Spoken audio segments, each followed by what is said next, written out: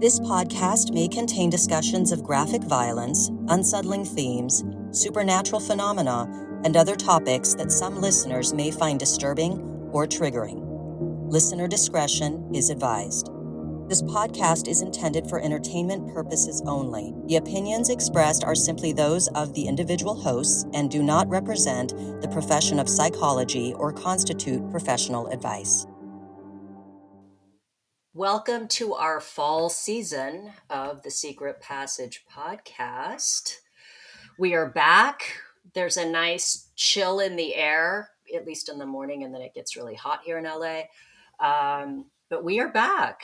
Welcome back, Shannon. Welcome back. Glad to be here for spooky season. Oh, yes. I am such a dork for fall. I am one of those people. I'm so happy. So I turned 53 on September 22nd, and I'm excited because my birthday is on the first official day of fall. And I fucking love fall season, man. Happy birthday. Happy belated birthday. Thank you. I'm sure we're going to get lots of comments like 50 what? Oh, yeah. You look so young. It's true. We're looking pretty good for 50s. Did you know the Golden Girls were 50? Don't do that to me. Because they seem like they're 100. Even now, right, when I look, I'm like, oh, you guys were all 100. Well, 50 was much different back then, right? Yeah. Orthopedic shoes and all that shit. Like, yeah. Because I think how old was Estelle Getty supposed to be?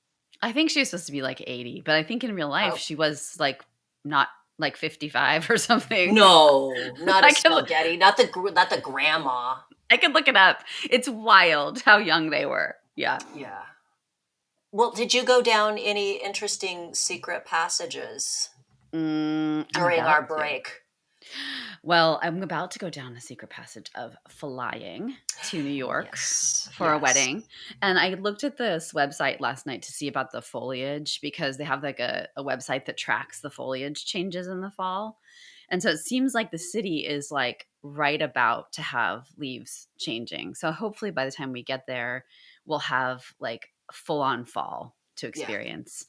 But definitely like, I mean, I'm seeing all these posts online about heightened alert for all kinds of terrorist activity. So it's that whole thing, when you get, I've never loved travel.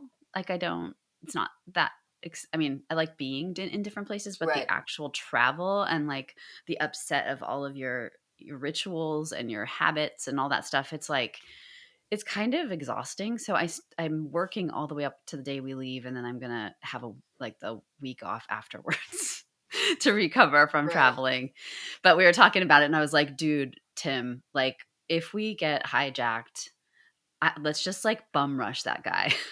Let's just bum rush. I'm like, the only weapon I would have is a pen, but I could definitely like go for the jugular or something. So if it happens that somebody takes my plane down, just know I'm going down a hero.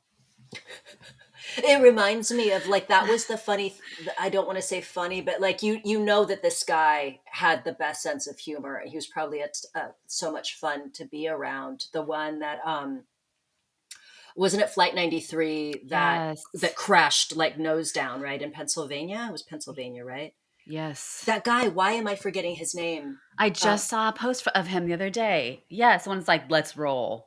But before that, he made a joke, apparently. I mean, I think they had cell phones or whatever. And I want to say that his joke was like, he like held up like a plastic knife and he goes, well, should we use this? Like kind of acknowledging like, well, this is what we got.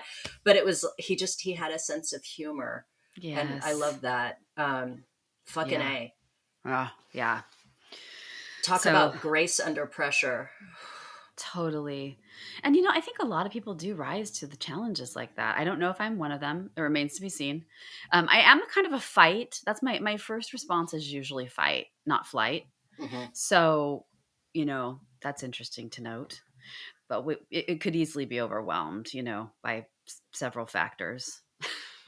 But anyway, it's kind of crazy. I'd just like to say that it's crazy that we're talking about, plane crashes just before you're about to fly. That settles me. It makes me feel like if I think of it, it's not going to happen to me. Yeah, no, there's already been, I don't know how many flights back and forth to New York. And yes. Yeah. Yeah. Oh man. How about you?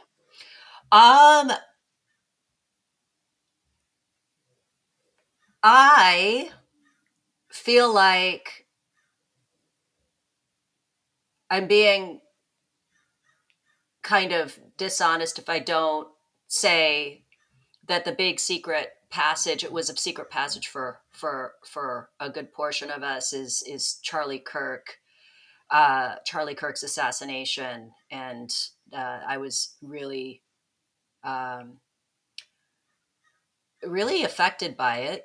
And Yeah. I made a memorial post on my regular Instagram, which, was met with a lot of hate and derision, and I lost followers. I don't care. It's your right. That's the great thing about living in this country, is you can go on my comment section and tell me how awful I am or how stupid I am, that I would support or like or grieve in any way for a man that would have disapproved of what I do for a living. I'm not stupid. I absolutely understand that. He's been very plain and clear about how he feels about sex work in the adult industry, but I'm not an absolutist. I don't have to agree with him on everything. But as a fellow Christian, and as somebody who watched a good portion of his debates from beginning to end, not just biased little key Sound sound bites, and followed his career. I followed his career going all the way back to 2016, as a hardened leftist who had voted for Hillary Clinton and was very upset that when she lost. I remember thinking that I just automatically absolutely didn't like him because he was very much against sex work. And I realized I don't have to agree, nor does he expect anyone to agree. But he was a Christian first, and he didn't hate people in sex work. He had issues with sex work as a whole. That was his right. But he was kind and gracious in debate. He was incredibly kind and gracious to a friend of mine from the industry, Buck Angel, who's trans, openly trans, and were that we could all be kind in debate and listen to one another, even if we don't agree. So I'm just putting that out there. And if anybody hates me or thinks that I'm somehow stupid for what I think, that's fine. This isn't a political podcast. It was never intended to be a political podcast. And I'm annoyed by podcasts that are just trying to shove their beliefs down your throat when they're a true crime podcast. But yes, I had to put it out there. And again, we live in a country where you can absolutely disagree with everything I say. You can publicly denounce me. Just don't fucking publicly threaten me. And I'm happy to be here. And I love everybody, and I don't hate anybody. So that said, I would love to dive into women who kill their babies, because that's what we're talking about today. I was gonna say I'm keeping my secret passage light because we're talking about neonaticide today. Welcome to the welcome back, season. Everybody. Welcome back. We're starting off with a bang, talking about women that kill their newborns, which is a sin, by the way. Oh man, it's heavy. We can't stay away from it. It's so funny. We were getting ready to end last season talking about horrible, violent gang rape, and then we were like, let's put a pin in it. Let's put a pin in it, and then we come back, and it's the Laken Snelling thing. I mean, that's kind of what got us going with this. Is the Laken Snelling case? But let's dive into it. For those who don't know who Laken Snelling is, and as Shannon said, Laken Snelling's name sounds like a Harry Potter villain, because it does. Snelling. It does. But Laken Snelling is in the news because she is interesting. She's kind of like a good-looking blonde cheerleader. And it's one of those things where it's like, how the hell does something like this happen? So that's kind of where we want to go with this, is how the hell does something like this happen? So quick overview of Laken. She is a 21-year-old University of Kentucky student and cheerleader or stunt team. Stunt team is like they're the super gymnastic-y cheerleaders, right? Like mega cheerleaders, yes, where they throw you in the air and flip you around and you could basically die. Right, like the competition stuff that they do in Florida and Daytona every year. Yeah. Like one of the So yeah, a stunt team athlete. She was arrested August 31st of this year, 2025, after secretly giving birth in her bedroom. And she gave birth secretly in the early morning hours. Hid the baby in a towel and a plastic bag, and put the baby in her closet, and then left that morning. To get McDonald's, I heard. Yeah, she went by McDonald's. She went by McDonald's and then actually drove to the student health services, like an urgent care doctor situation, but never actually like left her car. She never went in. Mm. And then when she returned home to her apartment, she was met by the authorities, who arrested her.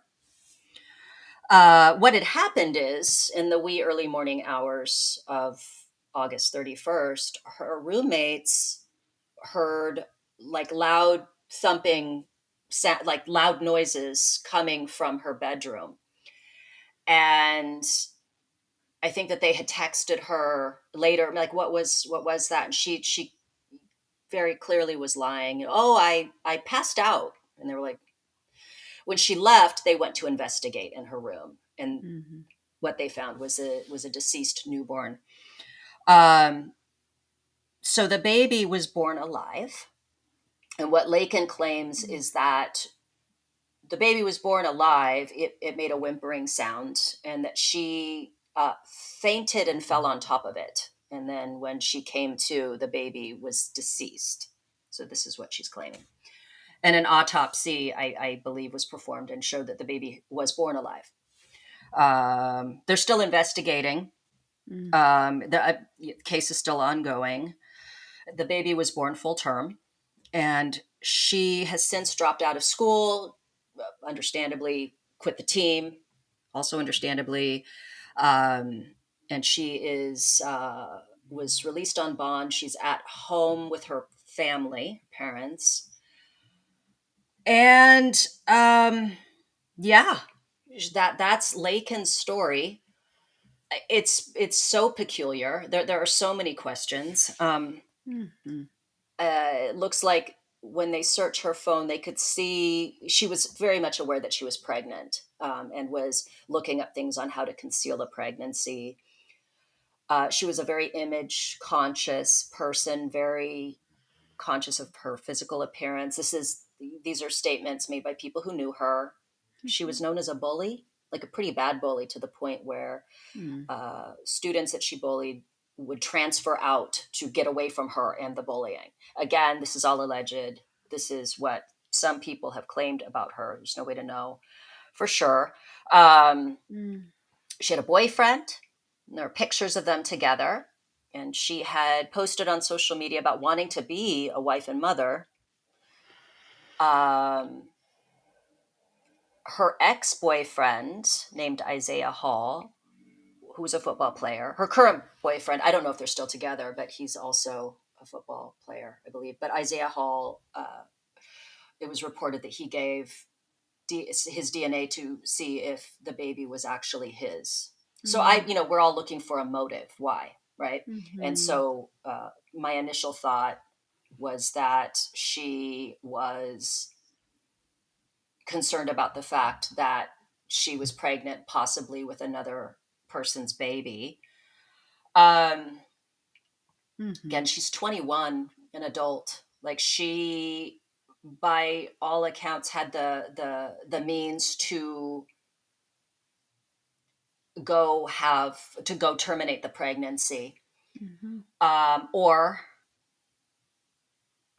give birth like a normal person that is that far along, and give the baby up Mhm. without any having to be responsible for it. So those are the bizarre. I'd also like to say, Mhm. my neighbor several years ago did a home birth. Mm. Mm. She had a midwife. She was all about it. She was like Mhm. set up to like, I'm gonna do this. I don't need pain medication. Oh. I'm working with a midwife, with a doula, all that kind of stuff. And fucking props to her. Yes. I mean, that takes a lot of courage in my mind. Yeah. We all knew on our Yeah. street when she was giving birth, because she screamed.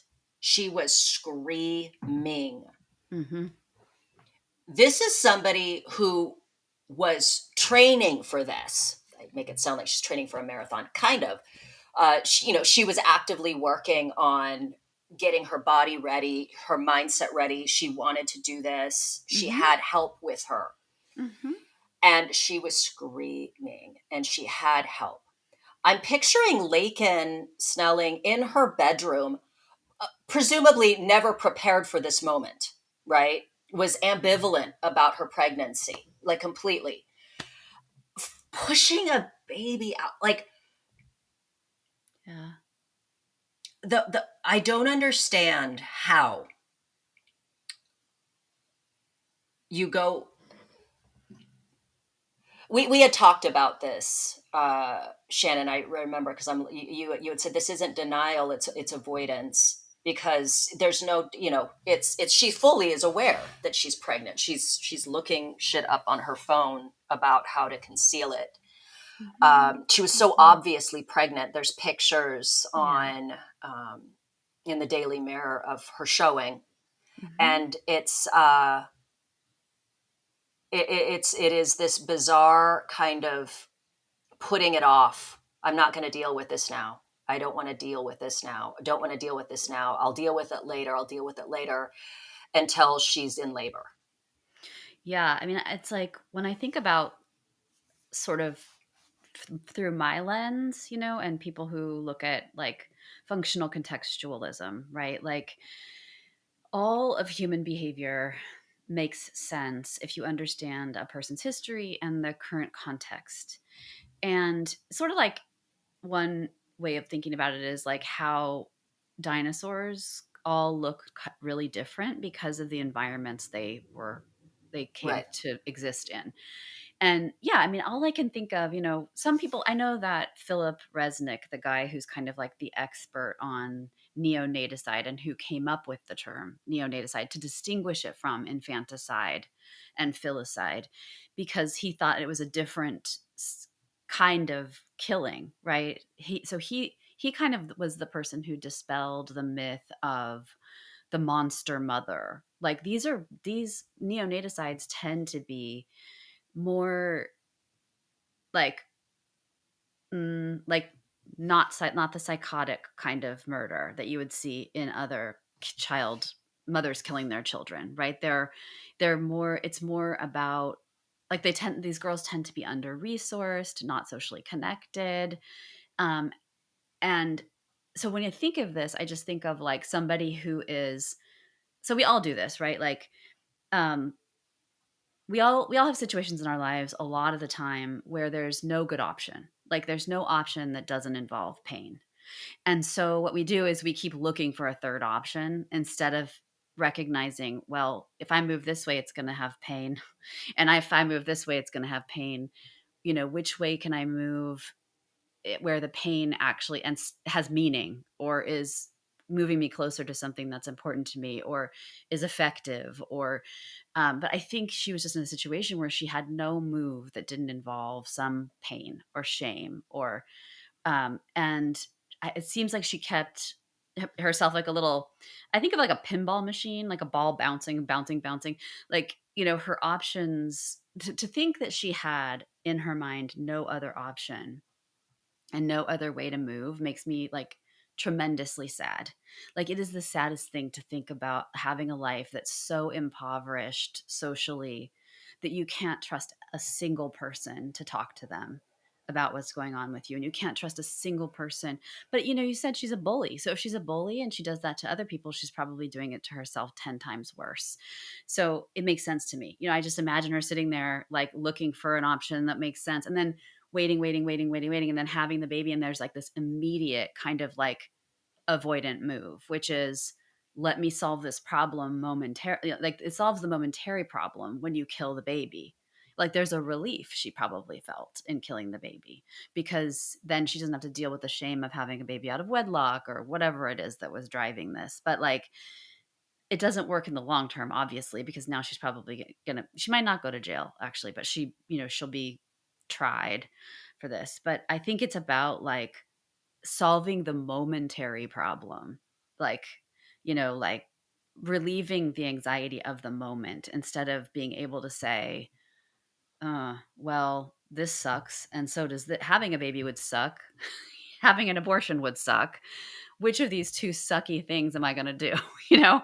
But it's just sad to me that she didn't feel like she could tell anyone, and that felt like her only option, It's so interesting because there is that people's initial reaction to seeing something like this is, oh, she must be psychotic, mentally ill, all of that. And it's interesting because in that study that Resnick did, he said that in the cases of neonaticide, it's only maybe 20% that would fall into that category of being, Yes.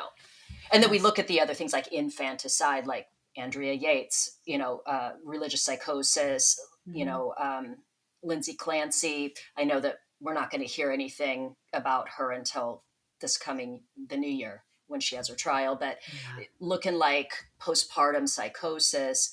And in this, it's interesting because in the cases that I was looking at with this, like is Amy Grossberg, Brian Peterson, they're the teens in the 90s. With like Laken Snelling, with the Grossbergs, with Brooke Skylar Richardson. We'll get into those cases, just a quick kind of summary, but it makes the point that these aren't people living in poverty. These are upper middle class young people, but there are cultural pressures that they experience, like contextual pressures. Exactly. And so it says 70 to 90% of these people who do this are unmarried women. Right. Yeah. So that's something to note, right? Like that. Think about the context in the world of being an unmarried woman and the pressures that would exist there. Yeah. Which is crazy, because we here we are living on the West Coast, and it's like a lot of people are unmarried, and it's kind of seen as like old school. But you look at Laken Snelling, and I'm making assumptions based on her social media and pictures and things like that. But here she is in Kentucky. She is a white, blonde, pretty cheerleader, University of Kentucky, and I'm making assumptions now, but like abortion was probably never an option. That was never going to be an option. I'm making an assumption. Ironically, she chooses to do the illegal thing and murder a newborn. Yeah. But again, none of it makes sense. But it is a thing where maybe abortion was never an option. Maybe she was trying to find a way to deal with it, but kept putting it off. Again, the avoidance, and kept putting it off and putting it off. And then the bizarre thing with the people around her watching her body change, and there's a point at which it becomes very obvious. The baby was full term. That means she was completely pregnant at the point that she gave birth. And no one is saying anything. And like you were saying, like clearly she did not have a community around her where even one person existed that she could confide in or seek advice from. There was no one. That's weird. Well, it's crazy because, like, you know how ugh.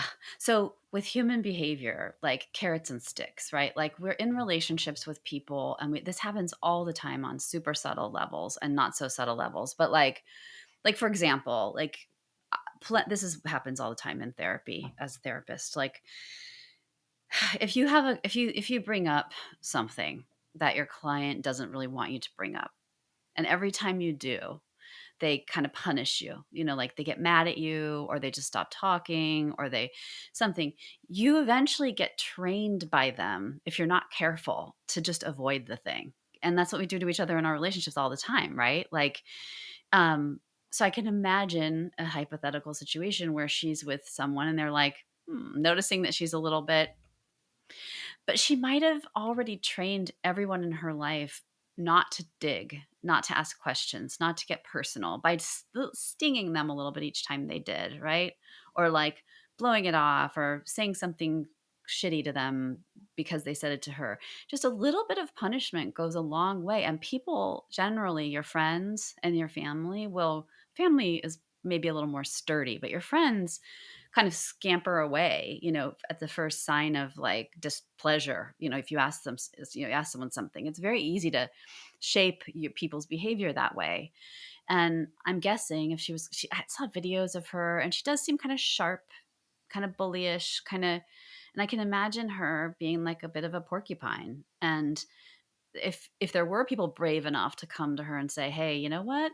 I see that you're pregnant and do you want to talk about it? I'm imagining she bared her teeth or something, right? Like that's my Yeah. fantasy, is that like she had nobody in her life who was willing to Right. face. And when you're an asshole, Yeah. you don't have a lot of close friends. Like, Yes. Yes. or what you deem as close friends are just simply your going out buddies. That Yes. it's very two-dimensional. However, what about her fucking boyfriend? I Like, know. come on. That's so neglectful. I mean, I'm that's my confused. Like, we'll know more. Like, perhaps she stopped dating him. Like, I don't know if he was still her boyfriend during this time, but like, guys, be a good friend to each other. If you notice your friend is pregnant, say something. dude, I can't. Like, if I have a bruise on my leg, my dude is like, hey, what happened to your leg? Like, if I'm fucking out, like, Don't say anything. yeah, exactly. I Nothing mean, to say. unless he was one of those like really heavily browbeaten boyfriends where he's just like, nah, I'm not saying anything. Uh-huh. Or if he thought it was his and she's like, let's keep it a secret, let's keep it a secret, let's keep it a secret. And he's like, okay. And then she, Mm. who knows? I want to give him the benefit of the doubt if it is a case of like, he knew, thought it was his. She kept assuring him they would deal with it later. He doesn't want to deal with it now anyway. So he's going along with it. And then maybe her master plan was to say, uh-oh, the baby was born dead. I miscarried. And he's like, okay, cool. Let's go on with our lives. And then that's not what happens. Maybe, right? Yeah, I mean, it could be anything. It's like, Yeah. how do you or just massive avoidance again. Like he's knowing this thing, and it's whatever, it's too costly for him to approach, so he just avoids. It's very, I mean, it solves the problem in the moment. Like if you, right, it's um I had a thought. I wrote something down about this.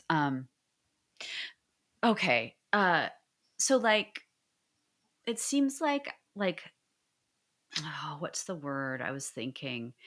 It's like extreme escape behavior, right? It's like that whatever is there, especially at the moment the baby's born, it's like that is a crisis.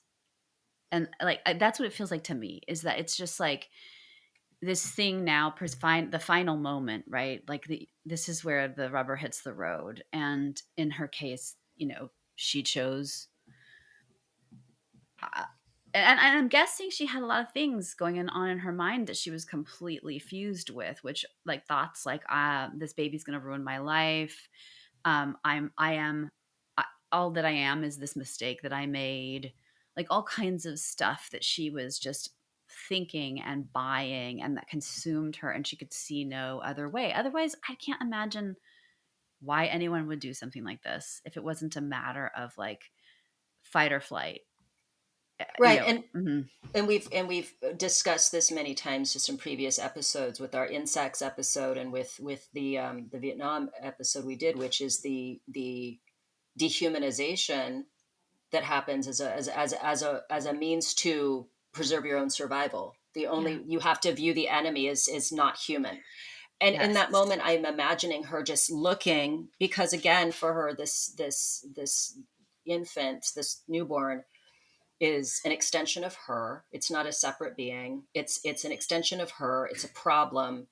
It's, she dehumanizes as a way to, I'm assuming she probably suffocated the baby. That's my guess. If she's claiming that she fainted on top of it, it was probably suffocated.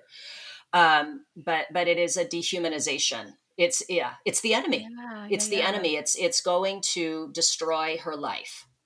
Yeah, like the psychoanalysts would say, it's like splitting. It's Right. like, but it is. I mean, we do this all the time in those kind. That's so. It's this to me is a fascinating. This is fascinating because these people can be super functional in their own lives, and it really points to how all of us, the way our minds work, it's so powerful to have an idea and to buy that idea completely to the exclusion of everything else. And especially when that idea is something that like creates this sort of urgency around like it's life or death, Hmm. right? The power of thoughts is just, it's, I don't know, I feel like that in this case that's something to sort of marvel at, that like they can be so sticky and we can believe them so wholeheartedly and we can feel so without options that we can do heinous horrible things. And also sometimes we're not thinking when we're doing them. I'm thinking about like war, when somebody grabs someone and uses them as a human shield, right, instead of like Right. running to the front lines. You just and in that case it's like, how much control do you have? And then in her case though, it's like it was prolonged for 9 months. So but maybe she didn't, I don't know.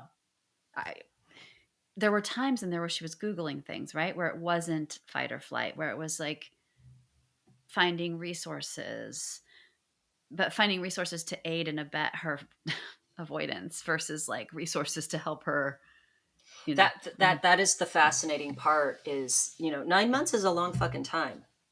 Um, so much can happen in 9 months. And, she's a college student. She, had all of her needs more than met up to that point. I mean, she Mhm. seems, again, I'm making assumptions, but like privileged. Is, she wasn't hungry. She didn't have to worry about money. She uh, had a boyfriend. She had friends. She had things she was doing. Mhm. And the thing that she's looking up is how to conceal a pregnancy, not how to take care of it. Maybe keep it a secret, but get prenatal care. Keep it a Right. secret, get prenatal care, deliver the baby, and put it up for adoption. She was pregnant anyway. She was going to give birth anyway. There are all these resources out There there where were you can. so many things she could have done, and her Googling enough. But that's the fascinating thing, is she was so about appearances and image. She's one of those people where all that matters is what people see in the moment, Yeah. not long-term consequences or long-term solutions. Or again, she went through the whole, it was a full-term baby. Like, she was a full-term baby. She could have given birth somewhere secretly. Like, there are Dude. resources. There are fucking resources, and it's wild to me. But it goes to show the mindset, and it's not just her mindset. Yeah. It's so many people's mindset where all that matters is the illusion that's presented. All that matters is right now in this moment, and Yeah. getting away with things in this moment. It's crazy. That's why her case is so perplexing to me. She's 21. She's not stupid. Yeah. It's very, very strange. And I feel like that it's such a product of the time now. She never slowed down with her social media, man. She was going to keep faking it all the way until she did this thing. I don't, Oh, it's fascinating, you know? I can't imagine living a double life like that, and No. how painful that is, and how, because I'm thinking of all the ways in which, and this is just so interesting too, about like how we're all so different and complex, and like, because for me, the thought of having a baby alone in my room and potentially bleeding to death would be enough of a deterrent for me to be like, okay, I got to find somebody to adopt this baby, and I got to go to a doctor. Like, that would have been enough for me. But for like whatever she was facing, about this situation, she put herself into some really sticky, awful situations to avoid it. Yeah. Also, I'm like, I this isn't funny. It's not, but there's something that is so like almost like a horror sitcom type thing. I'm just picturing, again, with her supposedly being a bully and all that, and I'm picturing her roommates hating her guts. Yes. Because And nobody's going to a room being like, let me the fuck in, Laken. What's going yeah. on in here? Like, I'm worried for you. No, they're like, I'm just picturing them all sitting there with like a glass up against the wall, and they're like, what's she doing in there? She's pregnant. You guys know she's pregnant, right? And then they go in there, they see that, and they fucking call the cops on her ass. Yes. They were not her friends. No. Yeah, she's probably a pain in the ass roommate, but I'm just like picturing her roommates like tiptoeing into her room, like Yes. looking for the evidence, like, because they can't trust her. They Yeah. don't like her. They probably didn't even want to send her the text of like, are you okay? What was that something? They had to have known, because they live Absolutely. with her, and they're like, okay, she's saying she's not pregnant, and she's being an asshole when we ask her about like what's going on. So something happened. They probably suspected as much, that she gave birth, and then they go and they find that, and they fucking called the cops on her ass. Yeah, her case is it's a tough one. Like this next one, to compare, Hmm. Amy Grossberg and Brian Peterson. Did you remember that? That was in I 1996. don't. I'm so excited to hear, because I forgot all about this. Okay, yeah, I remember reading about it in 96. Um, and so again, for anyone that doesn't remember, here's a quick summary. Okay, so this involved two college students. Oh, they were college students, who they were 18, who secretly gave birth to a baby in a motel and disposed of the newborn, leading to manslaughter charges. In this case, they were young. They were, this again is societal pressures. They were like upper middle class kids. So Amy and Brian were, I have friends named Amy and Brian, so it's weird to say this. Both 18. They were high school sweethearts, both of them from affluent families. They were attending different colleges. And in Hmm. November of 96, Grossberg gave birth in a Delaware motel room after hiding her pregnancy. The couple allegedly placed the baby in a dumpster. It was found deceased. They were arrested, initially charged with murder, but pleaded guilty to manslaughter in 1998. And Brian Peters, wait. Oh, okay. So Amy Grossberg was sentenced to 2.5 years, and Brian Peterson was sentenced to 2. Not sure why she got an extra half a year. They were from New Jersey, from wealthy suburban New Jersey families. Their parents had a lot of expectations placed on them to be successful. Mm. There was a big stigma around teen pregnancy, you know, um, especially in privileged circles, which I Yeah. think may also be something with Laken. Yeah. Um, but yeah, there was panic. There was a lot of immaturity. There was shame. Um, Yeah. and at least they had each other, for to like, at least they were there together. But it is bizarre. It's really strange. again, culture, our community is such a big influence on us, you know, And and parenting. expectations. Mhm. It's something that it's hard for me to understand, you know, just being from like such a liberal progressive upbringing. Mhm. um, it's it's hard to understand what people like Grossberg and Peterson were dealing with, because I can't conceive of it. But yeah, there is there are expectations, and there's the threat of losing love. You know, For your sure. family, um, Shame is just like, a yeah, powerful thing. yeah. And shame is too. I mean, like, so you lose love. There's like love withdrawal, judgment, all that stuff. But like, shame's function is to kind of, it's a social, like, we want to hide when we feel shame. We does not motivate us to go out into the world and engage with other people. And so in a way, it makes so much sense to me that if you're consumed by shame, you would want to hide the thing.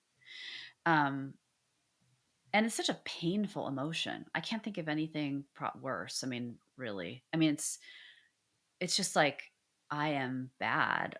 You know, I am this is I am all bad. Um, and I I can so understand, right? Like, people, we have a hard time tolerating painful feelings, and we'll do anything to try to get rid of them, including murder, apparently. And it's just like, I mean, it just makes sense to me, but I mean, it's extreme. It's super extreme. You know, as you were talking, I was thinking about, you know, just sort of like, us as animals, you know, us as like, when our prefrontal cortex goes offline, and it does in stressful, traumatic situations. And you don't have to be a sociopath or a psychopath to be divorced from your rational thinking mind and behave in ways that people would say are abominable, you know. Um, and that happens. Like, you know, and it's interesting you see with the sentencing. I would be curious to see, you're going to say you have more examples of this, but like, I would be curious to see if the sentences are lighter for people in this situation, because there's some recognition that, like, I don't know, that they were compromised, you know, by the crisisy nature of it. I don't know. Seems like the sentences are light to me. I mean, they really. Yeah, Uh-huh. I mean, they were able to get a plea. You know, Mhm. they were able to plea out. Mhm. Um, and I know it also depends on the laws in Mhm. the states in which these things happen. But Mhm. yeah, I mean, that what you're saying, it makes sense. I mean, you think about you know, our prefrontal cortex is going offline is a way of us protecting ourselves in what we perceive as dangerous situations. I mean, again, when Mhm. we go back to talking about war, 18, Mhm. 19-year-old boys going to the jungles of Saigon and being just fucking terrified, but programmed that you have to view the enemy as other and you Mhm. have to take them out. And that's what you do. Obviously an infant and newborn is not that, but to someone who has kind of been trained that their value, their worth, and any love is incumbent upon them being a certain way. And Yeah. that's for the Grossbergs. I mean, that was, remember, that was heavily emphasized, Wow. was that there was just they couldn't talk to their parents. Yeah. They felt that they couldn't talk to their parents. Have Yeah. no idea what Laken Snelling's family, again, where this is still an ongoing case and we can revisit it later when more information comes out. But the choices that they made just seemed to indicate that they saw no other way out. Again, with Laken, I'm a little yeah, I I have know. a hard time with that, because again, she's looking up this other shit, I you know. know. Um, It's just, but that's the thing, is so interesting, like, so sticky. Like, And we all have our version of this. Like I have things I just like firmly, like relatively unconscious. When I say unconscious, I just mean I'm not aware of it Right. functioning. It's functioning and I'm not aware of it. Um, this happens all the time. Like just a sort of belief, like my life is over if I have this baby, or it's like, and then it really narrows like your repertoire to a point where like you can't. It's just you can't see. You really literally cannot see another way. And you need another person usually to help you see another way, right? You need to like have somebody punch through that wall of secrecy and say, look, there are other options. It's okay. Like I will help you, like, but it's like she was so tight, her little image and whatever. It's like, that's the danger of being being that way, is that you are stuck in your own mind and you get no input from anyone else, to I wonder with Laken, to go back to Laken, if she's thinking moment by moment. So it's like, how do I hide this? How do I disguise my pregnancy? How do I disguise my pregnancy? Mm-hmm. I'm surprised that fucking Google didn't pop up and go, if you're pregnant and is scared about giving birth, please call, what like they do if you look up anything related, just tangentially to suicide. It's like, if you need help. I'm surprised that Google didn't go, are you pregnant and possibly gonna commit neonaticide? You hear that, Google? Sorry, Get my on dogs. Yeah. Because apparently this is an ongoing issue. No, but to be fair, reals, though, possibly she's thinking in the moment, and because she was so avoidant about addressing anything, I'm wondering if she went into labor and it surprised her because she wasn't ready. She wasn't ready to address, like, okay, I'm going to end up having to give birth at some point, and when that happens, I will go and deal with it. Then there's the case of Brooke Skylar Richardson from 2017. Were you familiar with Brooke Skylar Richardson? Okay. I think so, but tell me, yeah. Like Laken Snelling, Brooke Skylar Richardson, total cheerleader name, was a cheerleader. She's a high school cheerleader. And she was accused of killing her newborn and burying the remains in her backyard. So at least she did like a burial. She was acquitted of murder, but convicted of corpse abuse. So I guess they weren't able to prove that the baby wasn't born deceased. Wow. Okay. So Brooke Skylar Richardson, she was 18, from Ohio. She hid her pregnancy while maintaining a quote unquote perfect like teenage life. In May of 2017, she gave birth at home by herself and then buried the body in her backyard. The remains were discovered months later after a doctor's visit raised suspicion. So like she went to doctor and he's like, were you pregnant? She was charged with aggravated murder. The trial in 2019 focused on whether the baby was born alive or not. She was acquitted of major charges and sentenced to probation for gross abuse of a corpse. She was from a middle-class family in a conservative community. There's an ongoing theme here. Yeah, she was very much focused on cheerleading, prom, her appearance, and of course the cultural taboos of being a teen who's pregnant, etc. She had a pretty bad struggle with eating disorders. She had body dysmorphia. Yeah, it's the same thing basically. I mean, I know that all of these people are unique unto themselves, but the through line is this idea of image, this idea of the risk of losing status and appearances. It seems like fear of losing their position in their community and acceptance and love. I think that love is a component there, because if you fear that you're going to disappoint your family to to the point that you're willing to kill, uh, that's frightening. Totally. It's really frightening that there's no one to confide in. I mean, the Amy Grossberg and Brian Peterson, I mean, they had each other, but they were just probably reinforcing each other's anxiety about what was going on, you know? Yeah, and just thinking about how important, for all of us, our relationships to ourselves and our relationships to others are, and like in terms of how, okay, I don't want to get too complex, but like how we put things together in our minds in terms of like rules. And I could see being from like a liberal background and being a teen or a person in college and getting pregnant and feeling completely like anxious and full of like dread because having a baby young would take you away from your cohort, because your cohort's like going to college and going to grad school and getting married later and doing all these things that are like culturally, you know, um, I don't know, endorsed or practiced by the people in your culture. Cause like for me, when I was in college, all my like liberal friends were, no one was getting pregnant and getting married and having, and start, they were all like, I'm focusing on my career.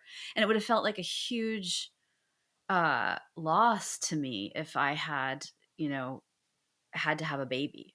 Um, and I'm thinking about the like, yeah, anyway, I'm just thinking about like just the different pressures that we feel based on our own, how we see ourselves and how we see ourselves in relationship to others. Um like some people don't give a shit what their parents think about them. I mean, ultimately I think they do. I think we all care what our parents think about us, but some people are like rebel against that. And some people conform, And so it's just interesting to think about that they were so concerned and it weighed so heavily, whereas other people might not have been a factor at all. I think I've said this before in a different I'm having deja vu, but but yeah. Yeah. No, uh, I agree. It's and especially when you're that young mhm. and it's your whole world Yeah, is so small. You know, your scope is so small. And especially if you're dependent on your family for school, paying for school, yeah, uh, whatever, trust, money and trust, whatever, if it's been made clear over and over and over again that if you violate any of these certain kinds of rules that you will lose yeah. any access to them. And then yes, your social circle, like, I'm, even if it's not being made expressly clear by your social circle that if you do X, Y, and Z, you will be excommunicated. It's just a feeling of being different, of being in a different position, of not being able to be a part of this group. It's a different life track. It's a Yeah. totally different track. Well, I remember in St. Elmo's Fire, remember? Remember St. Elmo's Fire? How Yes. there was like Rob Lowe, and didn't he have a baby with that one lady? Yes, And but and yeah. he was missing out. Like he wished he missed his fraternity. Like he was having trouble growing up, and he refused to accept the fact that he was a father and that he had this like baby mama, and he's like cheating on her all the time, and he shows up at his old fraternity to play football with them, and they're like, hey, can you get us drugs? Wait, Um, did that happen in St. Elmo's Fire? I have no memory of this. yeah, he shows up and he's just like hanging out with like Uh-huh. the younger brothers, and then they ask him if he can get them something Oh, because he's wow. older, and it's like an acknowledgement that like, no, you're old, you're, Wow.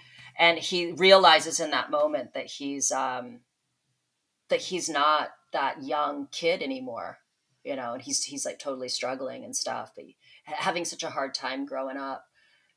um You know yeah, what? there. I was gonna share my favorite memory from that movie. Oh, please My tell me. favorite all-time thing in, like, an '80s movie is when he's playing in that band and he's wearing, like, a wife beater shirt, with Yeah, kinda open here in the arms, and yeah, it has, like, bats on it because it's Halloween, and yeah. he does this, like, saxophone solo. And at the end, he's all, let's rock. It's like my favorite. He's all, let's rock.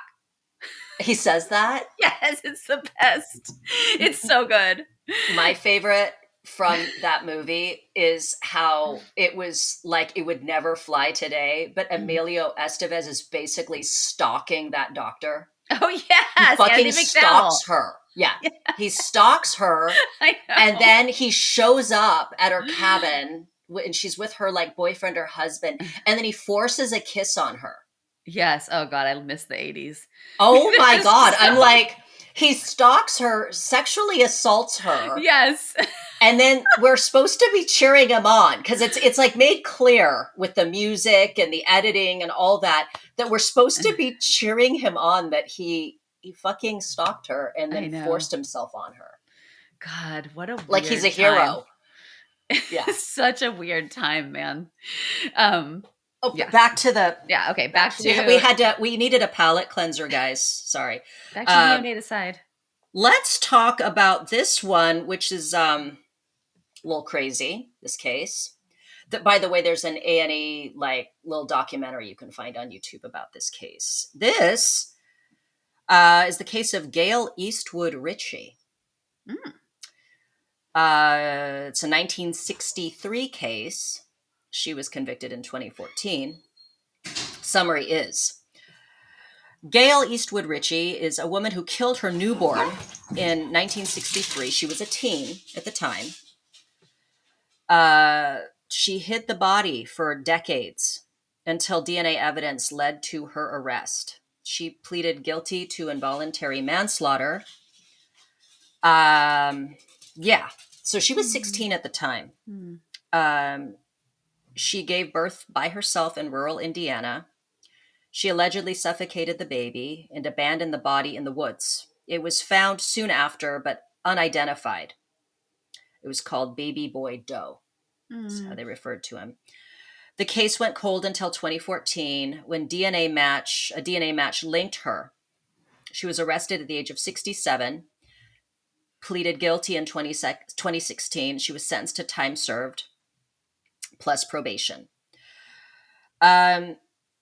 So, here's another through line. She grew up in a conservative Midwestern place with strict norms against unwed motherhood. I mean, her case makes sense. It's another limited sex education, limited abortion access, limited any kind of support for teens. And the era's shame around illegitimate births, obviously it led to hidden pregnancies. Yeah, she claimed. There's the common thread of fear, isolation, societal stigma, all of that. Yeah. Resnick said like something about abortion. I wrote this down. He was like, he predicted that like as abortion became accessible, because he was back in the day, he was kind of right.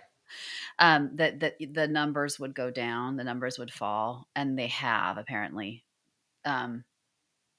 So, but yeah, I just, I mean, it's hard. It's like, what else? What the thing about prevention, I think, is really interesting. Like, if you are thinking about how to prevent this, it's like you have to deal with, like, I guess, social stigma. There have to be like, but in a way, you kind of have to be intervening on the level of the person, like, if you see something, say something. Like, if you see your friend is pregnant and they're lying about it, say something. And, I think that the only way, I guess you can because for a person in the modern era where, especially Laken Snelling, even if it wasn't available in her state, she had the means to probably travel to another state to get an abortion if she was to do that. There are adoption programs where people who are pregnant can have like the support of an agency and then a person who wants to adopt the baby throughout the whole pregnancy, and then the baby gets adopted right away. And they're wonderful agencies out there doing all this work. And so there's all this the stuff that was accessible to her. So I just think about like prevention. it really feels like it has to be so individualized, like working with the person that is in a state like this, versus, yeah, anyway. Yeah, no, I realized that I got that Gail Eastwood-Ritchie case mixed up with a different case. I'm Oh. sorry. Here, Oh, no, this is a little darker. okay. Okay, are you ready? I'm just Mm-hmm. going to read this because I looked up quickly because I was like, wait a minute, there's something off about this. So I looked this up. Okay. Gail Eastwood-Ritchie confessed to leaving her newborn baby to die in the woods outside Cleveland in 1993 and Mm. told authorities she'd done it before. The same genetic genealogy that helped catch the notorious Golden State Killer suspect in 2018 has been used to solve handfuls of mysterious criminal cases around the United States that were once thought to be unsolvable, including the harrowing story of Gail Eastwood-Ritchie. Ritchie, now 54, was living an unassuming life as a married mother of 3 in Ohio. She was arrested in June 2019 when investigators tied her DNA to the unnamed baby who died after being abandoned in the woods outside the Cleveland suburb of Euclid, Ohio. Ritchie quickly admitted to the crime and showed no emotion when investigators finally confronted her about it, which led to her 2022 conviction and life in prison. So, Mm. yes, Ritchie's deceased newborn baby was discovered in the woods outside Euclid after it had allegedly been mauled by animals. Oh, jeez. The baby was left in a trash bag, and prosecutors alleged during Ritchie's trial that an autopsy showed the baby was still breathing at the time Ritchie abandoned the child in the woods, so she just abandoned it. Community members raised funds for a funeral and a gravestone for the child, later identified only as Geauga's child. I think I'm pronouncing that right, named after Ohio's Geauga County. Geauga's child lies here now in safety, just too late, the headstone reads, according to CBS. Too late to save his life, too late to make things right, but not too late to teach us all to love and cherish life. So after Ritchie abandoned her newborn in 1993, the Ohio woman lived what her attorney, Stephen Bradley, claimed was an exemplary life over the next 30 years. Ritchie later married the child's father, and they went on to share 3 more children together. Bradley told a Geauga County judge at her 2022 sentencing that she believed the child was stillborn and was not aware she was pregnant, having the baby on a toilet while nannying at a family's home. Jeez Louise. The attorney claimed Ritchie's father was strict and would not approve of her pregnancy. Well, we know about that. Mm-hmm. Yeah, she had done it before. Okay, this is what I was curious about. I'm like, Yeah. Judge Andre also told Ritchie that he was taking into account her confession that in the 1993 incident wasn't the first time she had given birth and left the newborn for dead. This is a People magazine. People reported that after investigators approached her about the 1993 murder, 26 years after her newborn was found dead in the woods, Ritchie told them she did the same thing with another newborn child she gave birth to about 2 years prior in 1990 or 1991. I think you knew what to do because you'd done it before, Andre told Ritchie, according to CBS. Calling you a monster who deserves life imprisonment is not an exaggeration. So that is Gail Eastwood-Ritchie. I'm a little tripped out on the fact that she did it like it happened another time. That's crazy. Yeah. Oof. Yeah, so there was that. Those are the ones that I found, and it's so interesting. I think I told you in our messaging back and forth that there's something. It reminded me of the mortuary case that happened in Colorado, where this mortician guy. I may be remembering this incorrectly, listeners. If any of you guys are familiar with the case, you can send us a message saying, "Oh, this is what you're thinking." But something to the effect of, he was essentially stealing money, promising to cremate these bodies, but was like stacking them in his basement, and Just being lazy. and like just giving urns filled with like powdered like concrete or dust, like other things, but not actually, cremating these bodies, and then just taking the money. And the bodies were stacking up, and we're starting to, eventually the smell is what led to the place being investigated. And it is a thing of like, dude, at a certain point you can't keep avoiding this. Yeah. I mean, first of all, it's wrong what you did, but also this idea that he could just keep putting this off.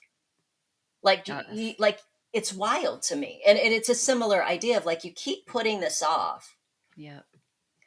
I mean, granted, what he did was greed, and it's bizarre, and it's greed. Whereas with these girls, women and girls,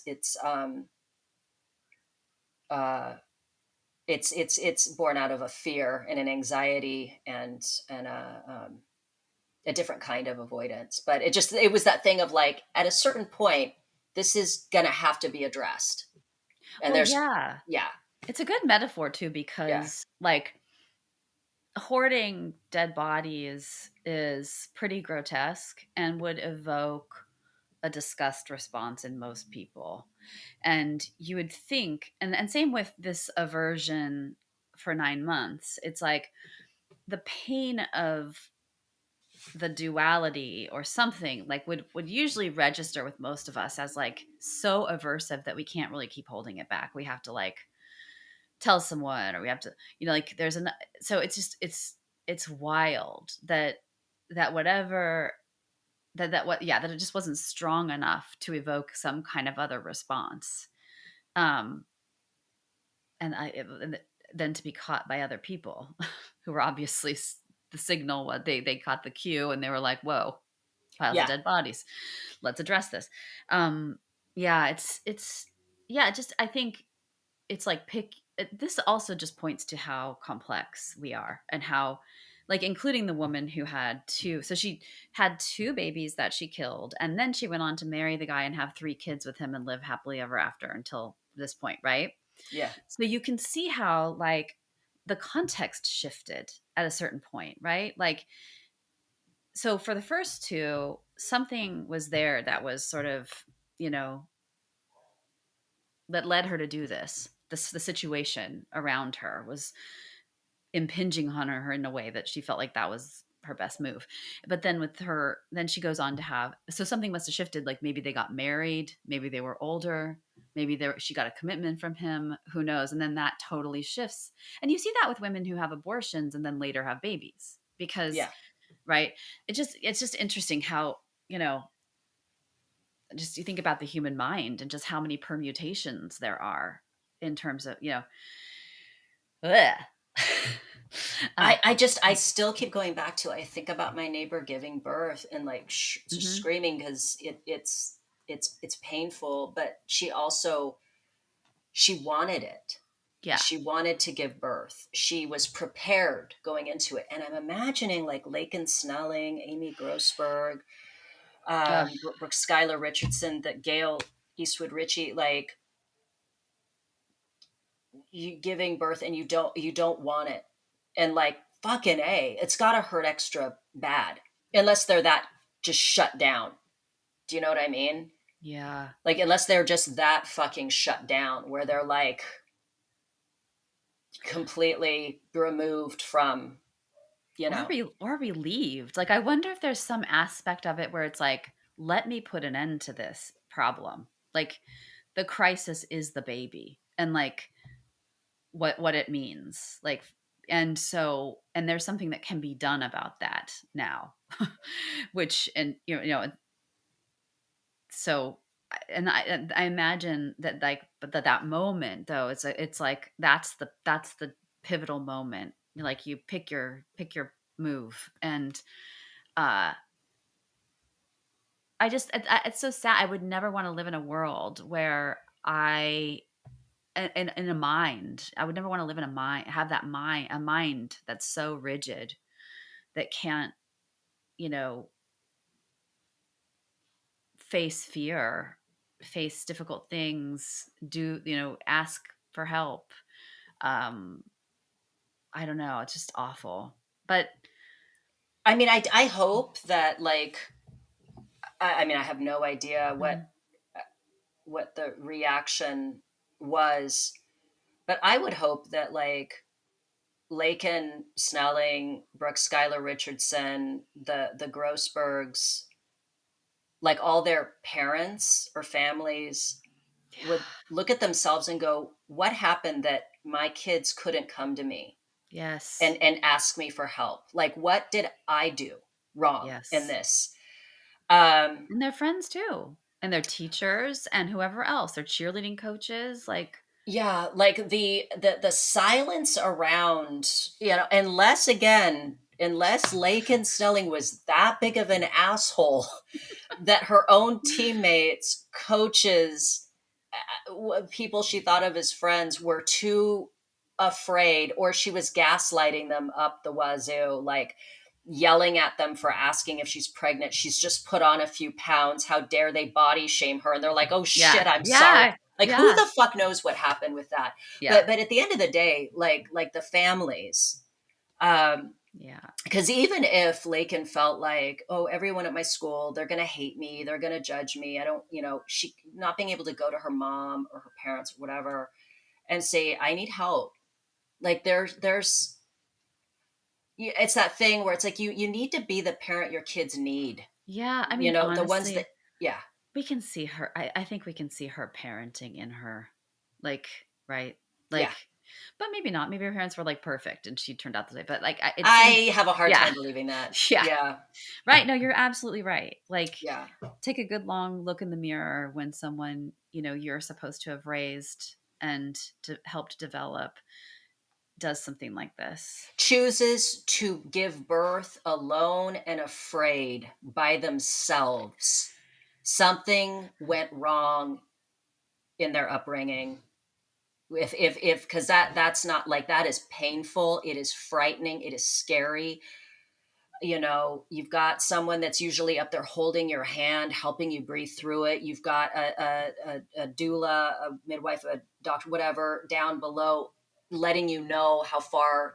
uh, it's a Yeah. process, dude. Oh my God, I And they can't even were imagine. alone, except for Grossberg, Peterson, who had each other, who didn't know what the fuck they were doing, but they at least had each other in that. But like, and of course, Dude, I mean, this is like not even getting into the fact that these babies, like, except for Brooke, who we don't know if the baby was stillborn or not, but like, this was life that was born and killed, and it never needed to go this far. It never needed to be this way, and it's tragic all the way around. totally tragic. I mean, if one thing I could say to people is like, just be brave, like, um, persist. Like, if you really care about someone, especially like this happens all the time with drugs and alcohol, like people don't confront people and say, I see that you're struggling. I see blah, blah, blah. Like it can feel like such a, they said, it's like such an intrusion to Right. notice something. But it wasn't just her life. It was this baby's life that could have been helped and Yeah. saved if people had a little more maybe courage around somebody Yeah. getting Like mad at you. like the stunt coach, like, could have taken her aside and said, hey, we're going to have a frank conversation. Do you need help? Like, I can help you. It's hard because Laken was 21. Yeah. That's tough. It's tricky. And to be fair, we have no idea if anyone tried to intervene or do anything to help. We don't know. Yeah. But this is why I go back to the families and friends. It's so hard because you don't. That's when well, it's when you are in situations like that you learn who your real friends are and the kind of life Totally. you're living. If you don't even have a single friend that will show up and be with you, fucking a, like, who cares how pretty you are, how cool your car is, how nice your body is, how awesome your team is, whatever. Who the fuck cares? You've got nothing. You're Yep. poor at Yep. that point because you don't have someone to lean on. Yes. Um, And in the case, like obviously with the Grossbergs, it was 96, so there was the internet, but it wasn't as you had to kind of actively go like make a lot of effort to find resources. Mm-hmm. But for Laken Snelling and Brooke Skylar Peterson, there's within less than a minute you can find like 20, 30 resources to help. But yeah, anyway, welcome back, Shannon. I just love talking about this stuff. I know. Welcome back. Okay. All right. Well, Okay. the next time I see you, you will be back from New York after attending a cool wedding. Or I might be a hero who took down a hijacker and saved a hospital. Yes. But you might be solo if my plane goes down. No. It'll be me, Rich, Pucci, and Bruno. It's so good to be back. Yeah. Well, guys, you know the drill. Please like and subscribe. Leave us a comment, even if it's mean, on Instagram. We are at Secret Passage Podcast on Instagram. We are at Secret Pass Pod on X. And let us know if you have topics you'd like us to cover. Otherwise, we will continue in our way, finding stuff that is morbid, a little disturbing, but important to talk about. Thanks, gang. Thank you. See you next time. Bye-bye. Bye.